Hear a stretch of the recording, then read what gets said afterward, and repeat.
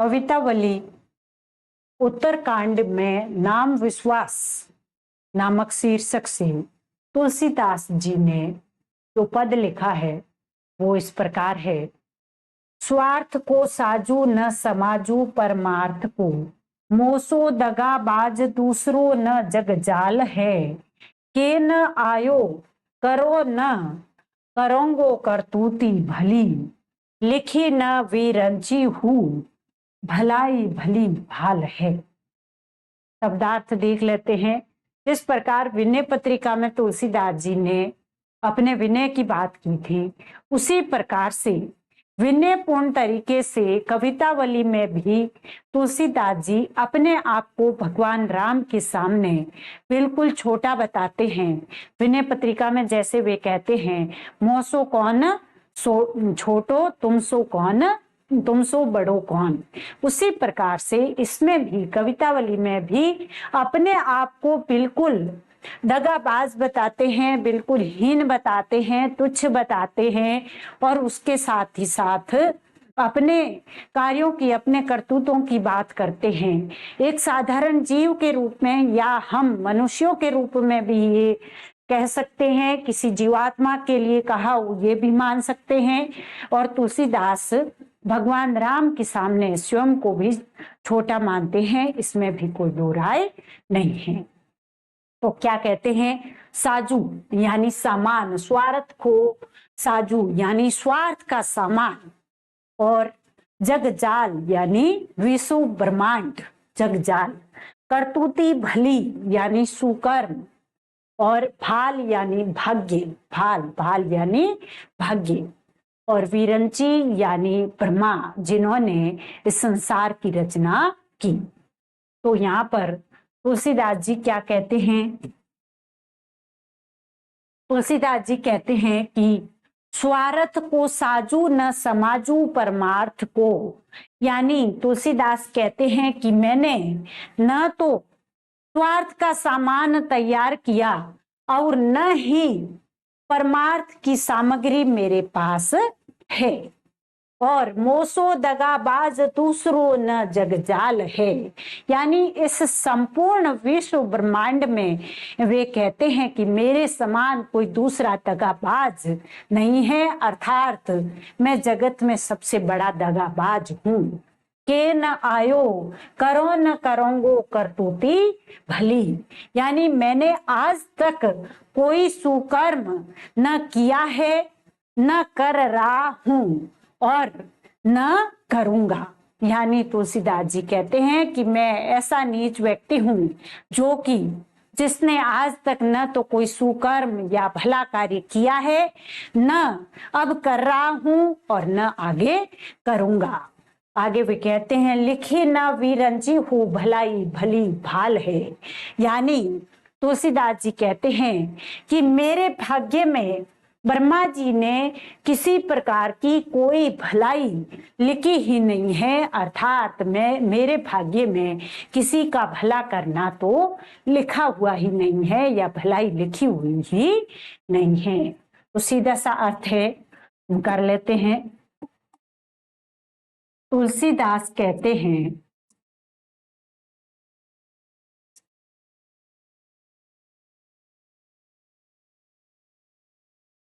कि मैंने आज तक न तो स्वार्थ का सामान बनाया का सामान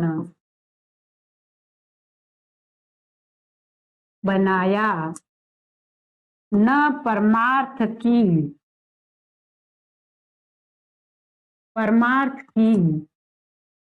सामग्री तैयार की। मोसो दगाबाज दूसरो न जगजाल में, मेरे समान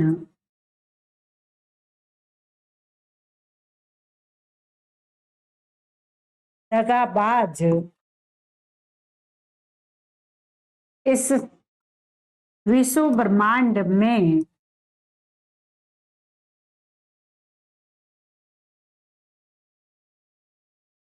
कोई दूसरा नहीं है, कोई दूसरा नहीं है। आगे वे कहते हैं के न आयो करो न करोंगो करतूती भली, यानी मैंने अब तक न तो कोई सुकर्म, करतूती भली यानी सुकर्म किया है, न कर रहा हूं, न कभी करूंगा, न कभी करूंगा, न कभी करूंगा। लिखी न विरंची हो भलाई भली भाल है, मेरे भाग्य में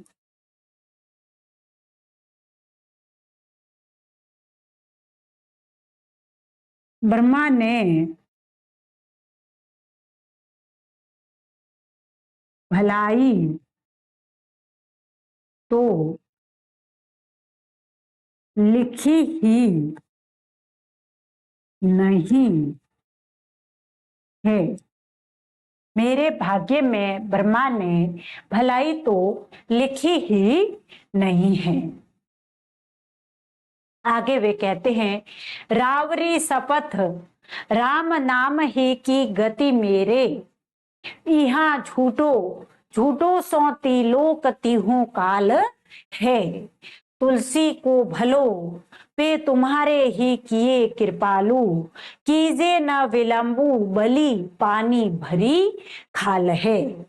यानी वही बात है जो शुरुआत में हम कर रहे थे कि यैन कैन प्रकारेण तुलसीदास जी चाहते हैं कि मेरे ऊपर मेरे प्रभु श्री राम की कृपा हो जाए।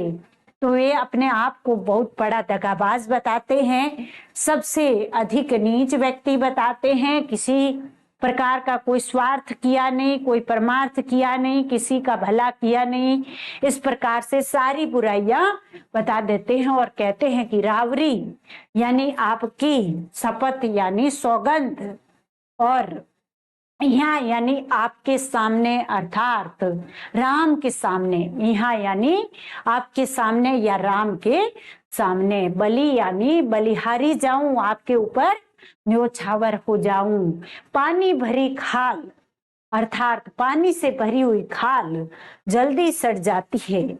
यहाँ पर तुलसीदास जी उदाहरण दे रहे हैं अपने शरीर के नष्ट होने का समय के अनुसार। वे कहते हैं कि कीजे न विलंबु बलि पानी भरी खाल है।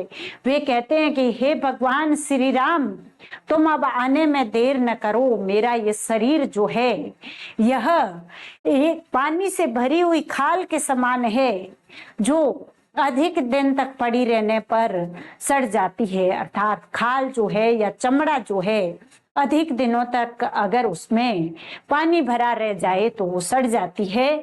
उसी प्रकार से तुलसीदास कहते हैं कि मेरा शरीर भी अब नष्ट होने वाला है, मेरा जीवन भी अब नष्ट होने वाला है, इसलिए हे राम तुम आकर के और तुम अपने दर्शन दे करके मुझे ये आप अपने दर्शनों से लाभान्वित कीजिए।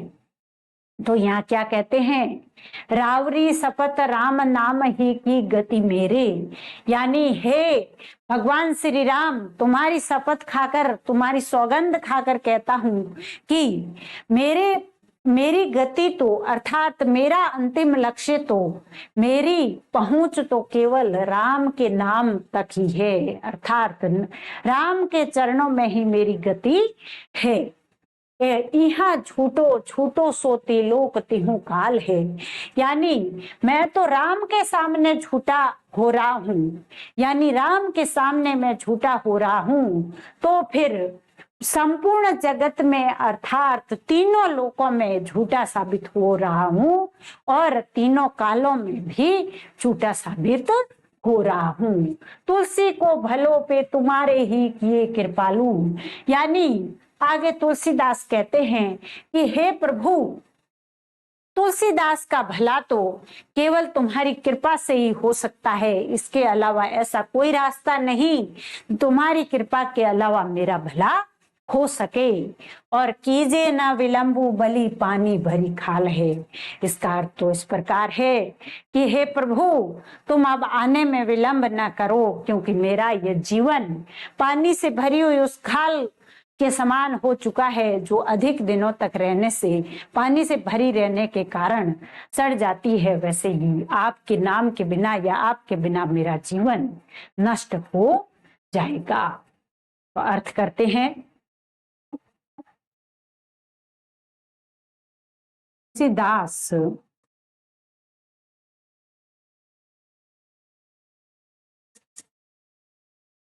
कहते हैं कि आपकी शपथ खाकर कहता हूं कि मेरी गति तो राम नाम में ही निहित है। मेरी गति तो राम नाम में ही निहित है। यहाँ झूठो झूठो सोती लोक तिहु काल है। यानी यहाँ मैं झूठा, यहाँ अर्थात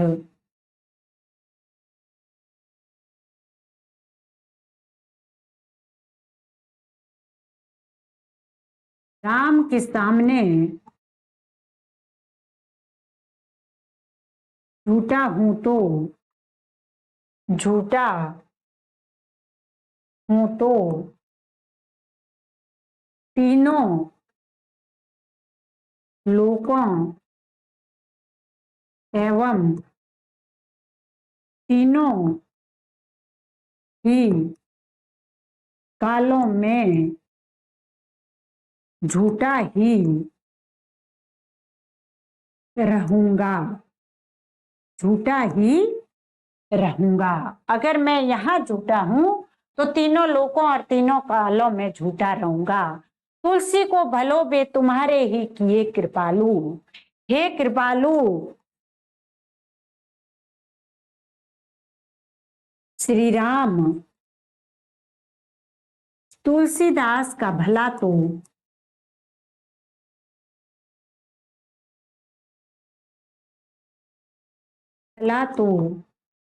आपके करने पर ही, आपके करने पर ही हो सकता है। कीजे न विलंबु बलि, तुम अब तुम पर मैं बलिहारी जाता हूं।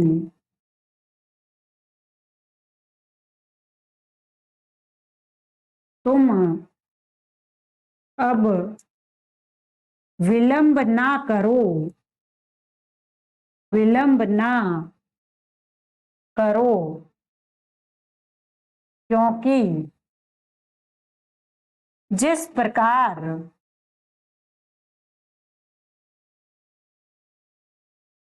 चमड़ा चमड़े में पानी अधिक समय तक रखने पर वह सड़ जाता है, उसी प्रकार मेरा जीवन भी अब नष्ट हुआ जा रहा है, हुआ जाता है। आप आपकी कृपा से यह बच सकता है। आपकी कृपा के अलावा इसके बचने का कोई रास्ता नहीं है।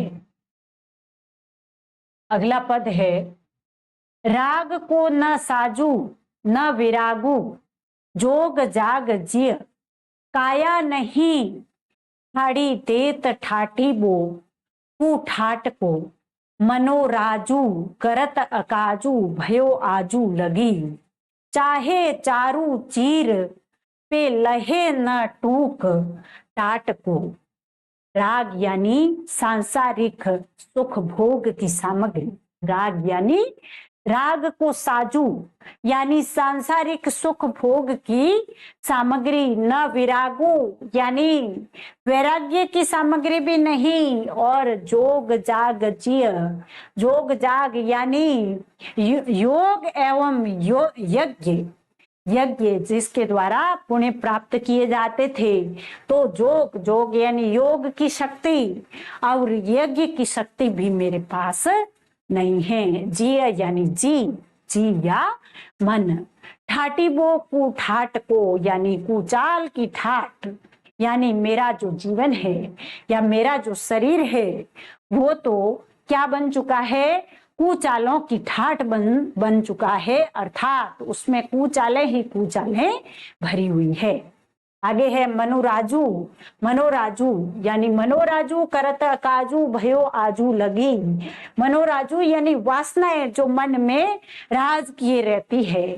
तो यहाँ पर तुलसीदास कहते हैं कि वासनाओं ने आज तक मेरे इस जीवन में हानि ही हानि लगा रखी है, हानि ही हानि की है, अर्थात वासनाओं के कारण, लालसाओं के कारण मैं तरह तरह के लालच करता गया। और चाहे चारू चीर पे लहे न टूक टाट को, यानी चारू चीर यानी बहुत ही सुंदर वस्त्र, और टूक टाट को यानी टाट का टुकड़ा, अर्थात कहाँ तो मेरा ये मन सुंदर वस्त्र चाहता था और कहाँ इसे टाट का टुकड़ा भी नसीब नहीं हुआ। तो क्या कहते हैं, सीधा सीधा सही अर्थ है, साथ साथ लिखते जाते हैं। क्या कहते हैं तुलसीदास, राग को न साजू, तुलसीदास उत्तरकांड के नाम विश्वास एक दो बार लिखेंगे। शीर्षक में उससे याद हो जाएगा। पूछा जा सकता है कि ये पद किस कांड से है, तो तुलसीदास की कवितावली के उत्तरकांड में, कवितावली के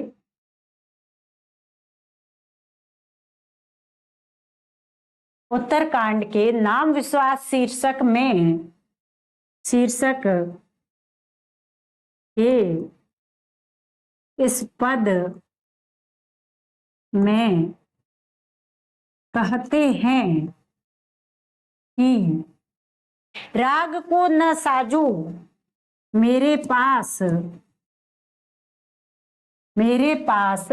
न तो सांसारिक सुख भोग की सामग्री है, न तो सांसारिक सुख भोग की सामग्री है, और न वैराग्य, न ही योग, न ही योग एवं यज्ञ मेरे मन में धारण है, मेरे मन में धारण है। काया नहीं झाड़ी तैत ठाटी बोकू हाट को, यानी मेरा यह शरीर, मेरा यह शरीर, मेरा यह शरीर इसी प्रकार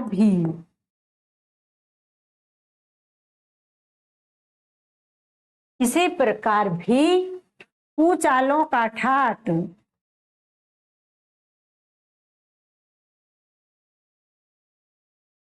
नहीं छोड़ता,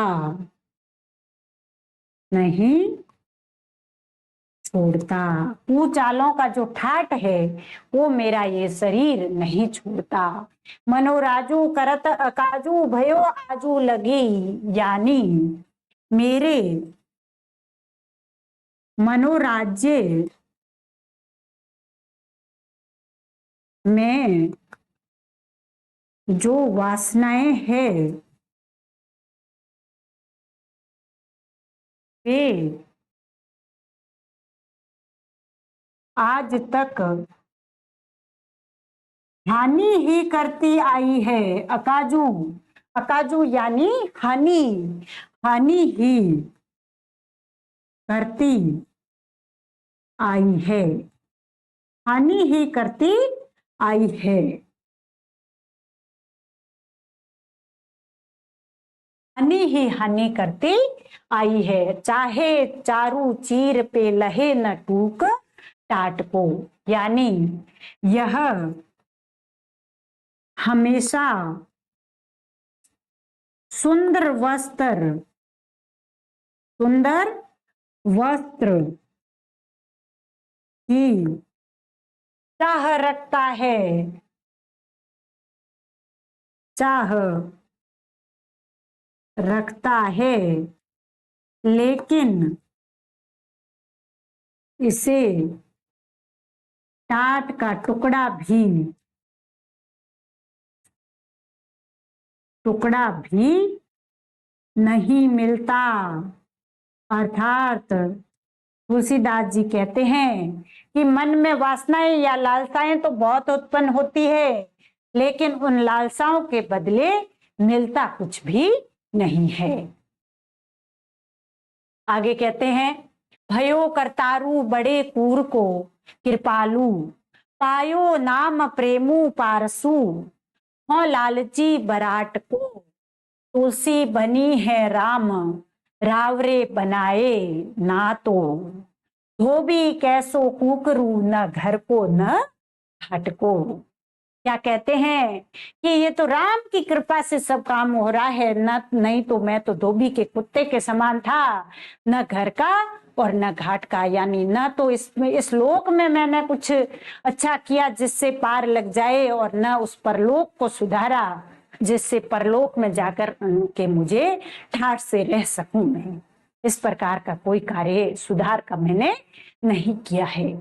तो भयो करतारू बड़े कूर को कृपालु, यानी हे जगत का पिता, हे जगत के कर्ता प्रभु, तुम ही इस बड़े झूठे व्यक्ति की कृपालु बने हो, झूठे व्यक्ति पर कृपालु बने हो, नहीं तो इसका कुछ भी होना जाना नहीं था। पायो नाम प्रेमु पारसु, यानी पायो नाम प्रेम पारसु, यानी इसने तो राम नाम के प्रेम रूपी पारस को प्राप्त कर लिया है, राम नाम के प्रेम रूपी पारस को प्राप्त कर लिया है। जबकि यह हो लालची बराट को, मैं तो तुच्छ भोगों का लालची जीव था। तुलसीदास जी कहते हैं कि हे राम, मैं तो तुच्छ भोगों का लालची जीव था और मुझे तो पारस मिल गया। कौन सा पारस? राम नाम के प्रेम रूपी पारस की प्राप्ति मुझे हो गई है, जिसकी मुझे कोई अपेक्षा नहीं थी।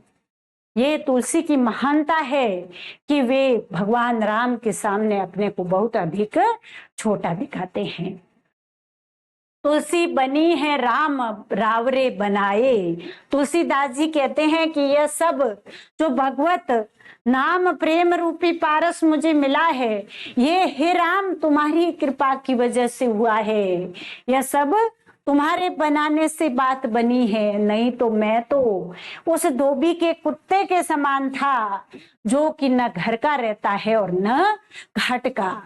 अर्थात न तो मैं इस लोक को सुधार सकता था और न उस परलोक को सुधार सकता था। तो अर्थ करते हैं, तुलसी दास कहते हैं कि हे जगत कर्ता प्रभु, तुम ही इस झूठे पर कृपालु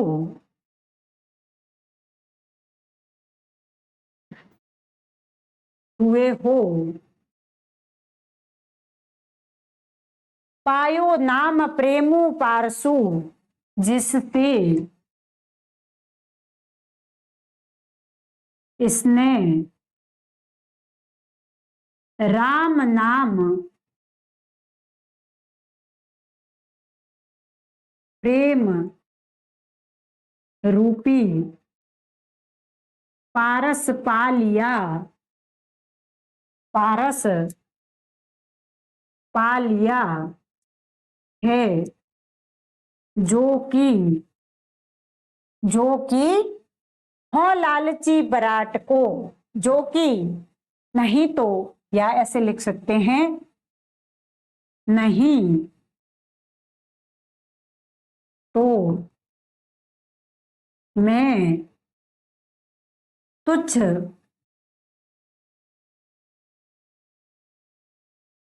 भोगों के लालच में पड़ा हुआ था, लालच में पड़ा हुआ। हाँ, मैं तो तुच्छ भोगों के लालच में पड़ा हुआ था और तुमने तो मुझे राम नाम प्रेम रूपी पारस दे दिया। तुलसी बनी है राम रावरे बनाए, हे श्री राम, यह तुम्हारे बनाने से ही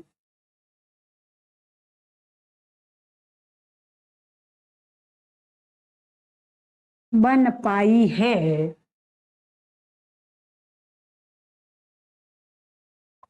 यह तुम्हारे बनाने से ही बन पाई है, नहीं तो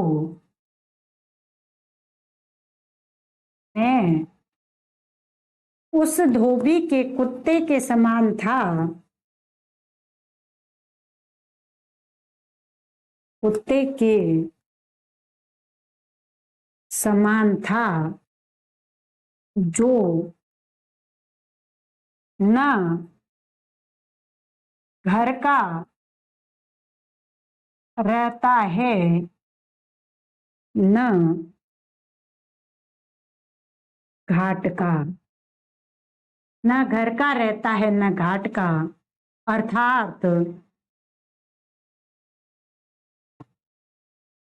मैं इस